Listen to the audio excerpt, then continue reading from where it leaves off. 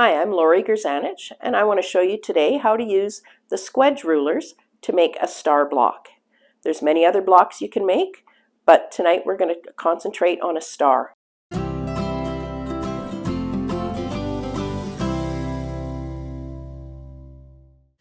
Hi, I'm Laurrie and I'd like to tell you about the Squedge Ruler and how they'll help you get accurate and precisely pieced blocks. But before we get into the ruler, let me share with you a couple of items that I use to help me be more accurate. So one of them that I have on my sewing machine all the time, whether it's my home machine or my go-to-retreat machine, is these little sewing edges. I cut one in half and I use this little tool to measure my 1/4 inch spacing, and I put the edge on my sewing machine so that then I've got something to butt my fabrics up against, and that helps me to get nice and straight seams. You might say that, oh, my 1/4 inch foot has an edge on it, and that's what I use. But I found that those edges move.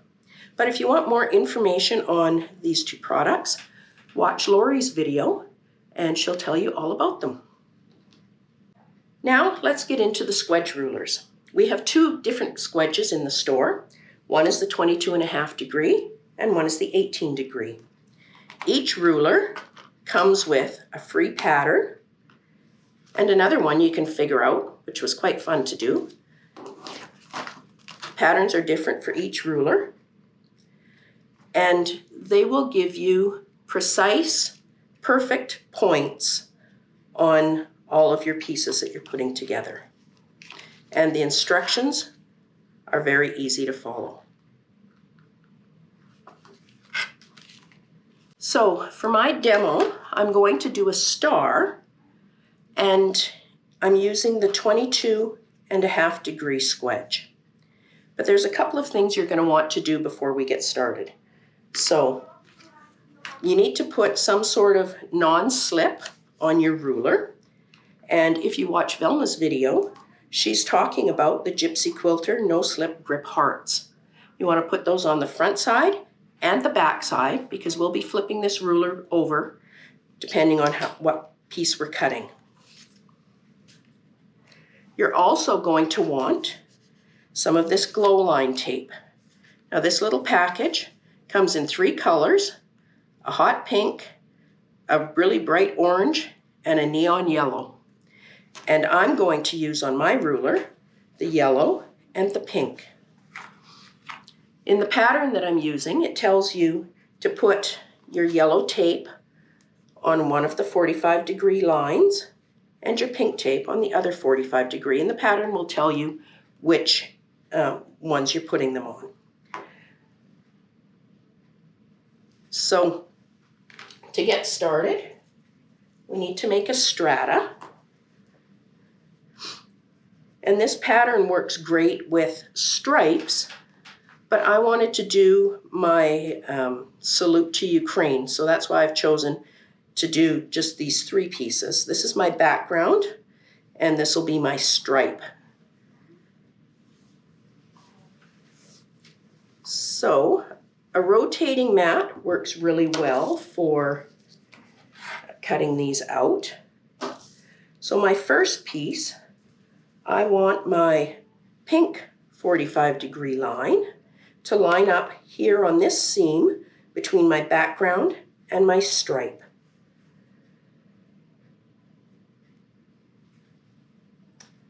I'm going to line it up here,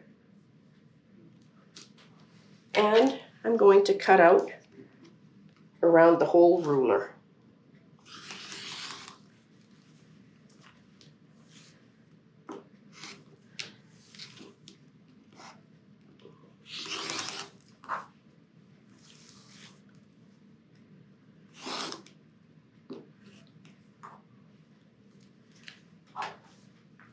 Okay, so for the block, we need 4 quadrants, and each quadrant is made up of 4 pieces. So I need 4 of each of these corner pieces. And then we'll cut piece number 2. And for piece number 2, we want, again, we're going to use our pink 45-degree line, but we're putting our words upside down.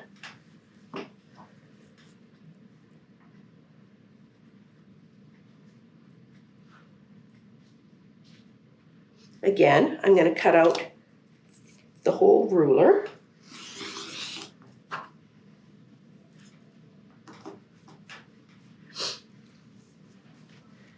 Rotating that, again, makes cutting a whole lot easier.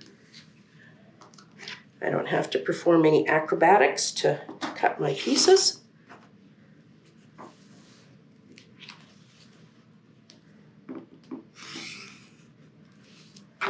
Okay, so then I want 4 of those.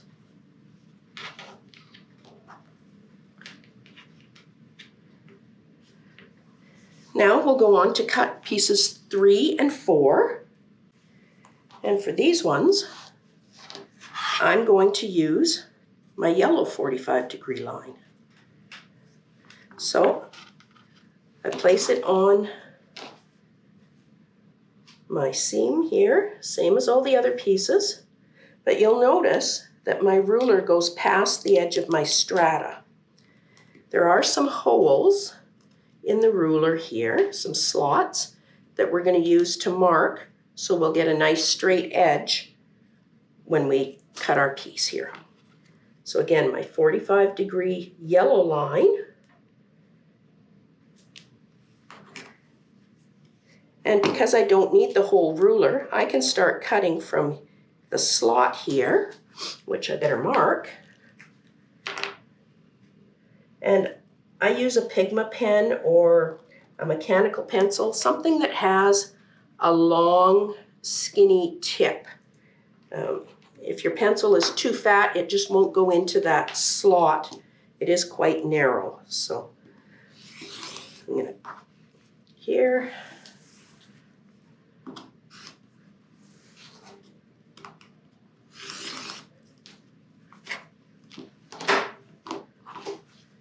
So now I'm going to go to my markings that I just did, and I'm going to cut across here.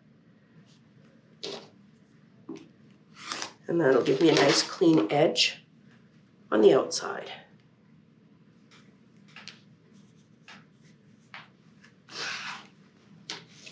And then for step number 4, I'm going to use my yellow 45-degree line again, but this time my words are going to be face down.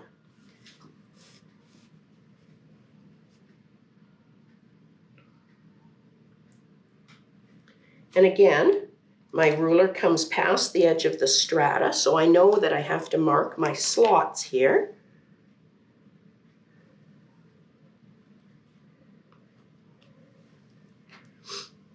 And although I'm using a dark Pigma pen, that is right on the edge of my piece, so you won't see that once the piece is stitched up at all.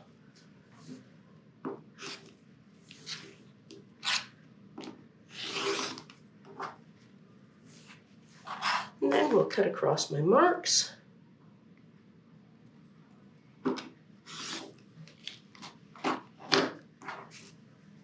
Okay, so those are the 4 pieces we need to build one of our quadrants.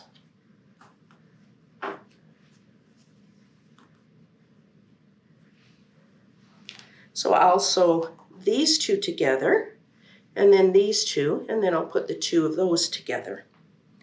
So when I'm sewing my pieces, I sew from the outside edge in. And not sure how well you can see this, but maybe having it on the green mat will help. But here I've got my angled piece, and here I've got my straight piece. So you can see right at this intersection is where my needle is going to come from my 1/4-inch seam. So you know you've got that placed properly because you've got about 1/4 inch showing, little diamond piece. And you'll stitch up this way. Now I stitch from the outside to the inside because if there's going to be anywhere where it doesn't match, you want it to be up at this top piece, because we're going to applique a circle or a square or some sort of center on our star. But you want to have a nice clean edge once you've stitched these together.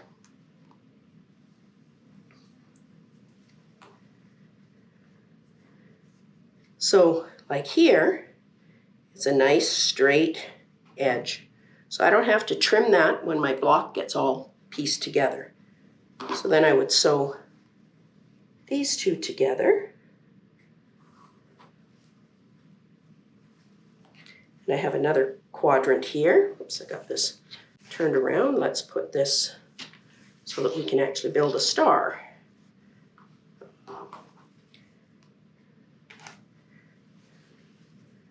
We would put that here.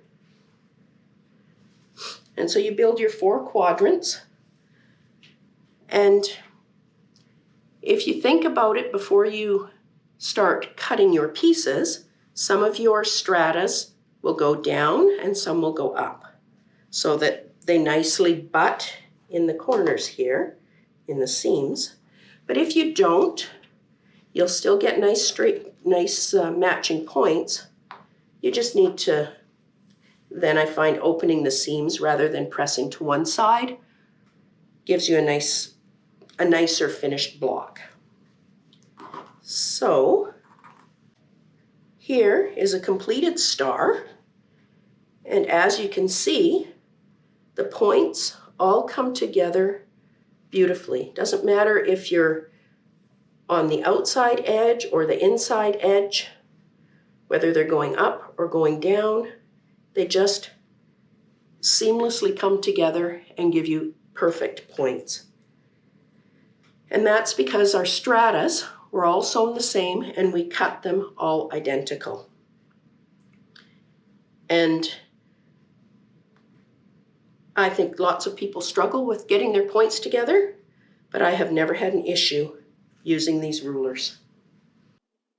So here's a couple samples that I've made using each of the Squedge rulers. So this first one uses the 18-degree Squedge, and it's the table runner that's on the back of the ruler jacket. And the second one would be great for scraps. I just used a couple of fat quarters and some background and put together 4 of the 16-inch blocks that they show on the back of the ruler cover. These next ones use the 22.5-degree Squedge. And so the first one is this candle mat, and it's just a standalone, super simple star. And I've made 2 of the runners that are on the back of the ruler cover. And this other third one is the blocks that we did in the Wish Upon a Star class that we ran last year. And all of these are free patterns that are available either on your, that come with your ruler, or they're available on the Phillips Fiber Arts website. And so I hope I've given you some inspiration and some ideas on how to use the Squedge to get perfect points in your stars.